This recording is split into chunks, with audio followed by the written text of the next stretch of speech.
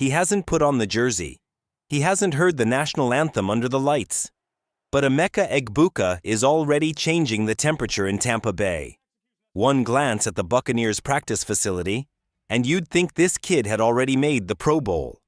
Coaches whisper his name like they've uncovered a secret. They haven't even printed his locker nameplate, yet plays are being drawn up with him in mind. That's not hype. That's impact. An embarrassment of riches in the receiver room. It's hard to imagine Tampa Bay's wide receiver room getting any scarier. Mike Evans is a Hall of Fame lock. Chris Godwin is a technician with hands like magnets. Jaden McMillan is rising. And now, enter Emeka Egbuka. This isn't just a good unit. It's a nightmare for defensive coordinators. When passing game coordinator Thad Hinson talks about Egbuka, you don't hear optimism. You hear awe. The kid processes concepts faster than some veterans, Hinson said.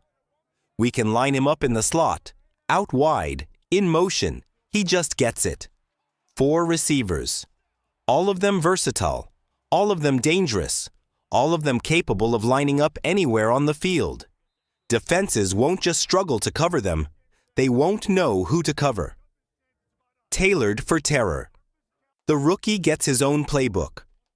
Josh Grizzard, Tampa Bay's offensive coordinator, has barely unpacked from the offseason, but he's already opened up a new playbook. One section, strictly for Egbuka. No preseason snaps, no real NFL reps. But Grizzard couldn't help himself. The rookie's college tape said enough. Tough, smart, disciplined, and he wins, Grizzard said. That's all we want. This isn't window dressing. This is preparation for war. And Egbuka? He's walking in like he already knows where the landmines are. Rachaad White, Bucky Irving, and the fog of war with Tampa's passing game morphing into something borderline illegal, the run game is primed to cash in. Rachaad White will be the lead hammer. Rookie Bucky Irving will be the changeup with teeth. Defenses won't be playing football in September. They'll be solving riddles. One snap, it's a bomb to Evans. Next, a jet sweep to Egbuka. Then, Irving through a wide-open lane. You don't stop that, you survive it. Controversy looms.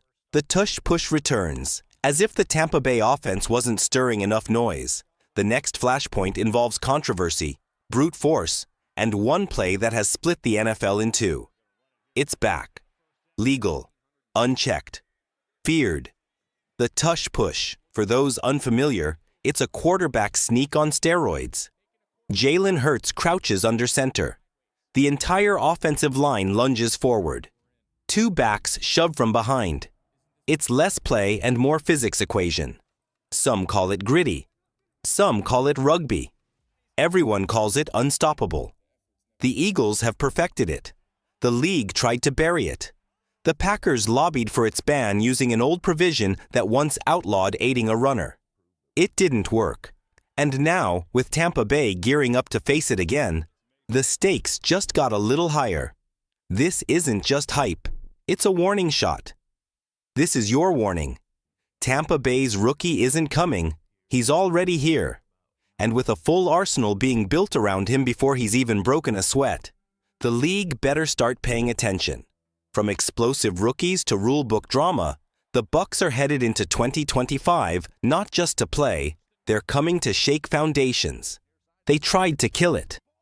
The NFL needed 24 votes to eliminate the most polarizing play in modern football, the Tush push. It got 22. 2 votes short. The motion died. And the play lives, for now. The league will argue about it again. But in 2025, the Tush push remains fully legal, fully weaponized, and fully feared. But here's the twist. One defense has already cracked the code. When brute met brute, Tampa's answer to the unstoppable rewind to the 2023 playoffs. Eagles versus Buccaneers. The stakes were high. The lights were bright. And the Eagles tried to break the will of Tampa's defense with their signature move. Twice. Twice they were denied. 3rd and goal. The push. stopped cold. Forced to go again on fourth. 2-point conversion, the same call, same result, stuffed. Tampa Bay did what no one else had done consistently. They didn't just slow down the tush push.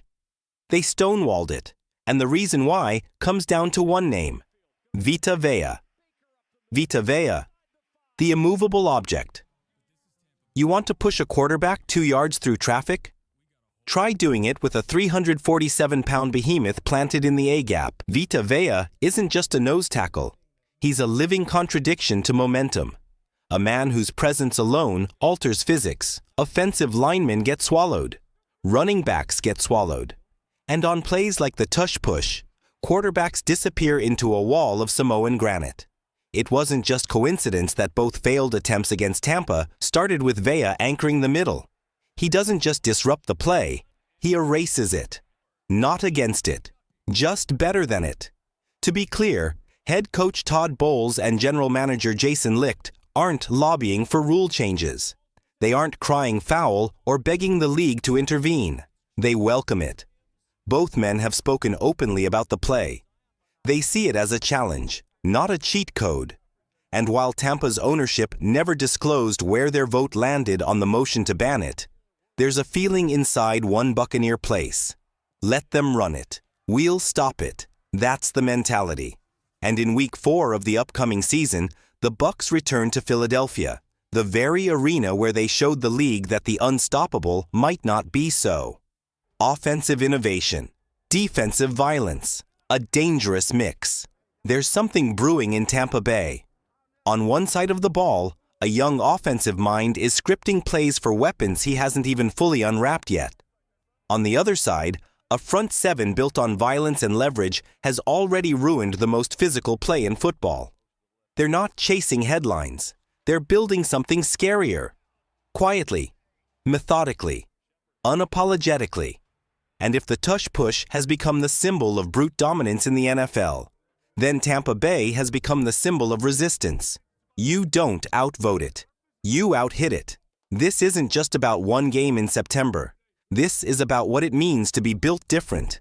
And the Bucs, they might be the only ones who truly are.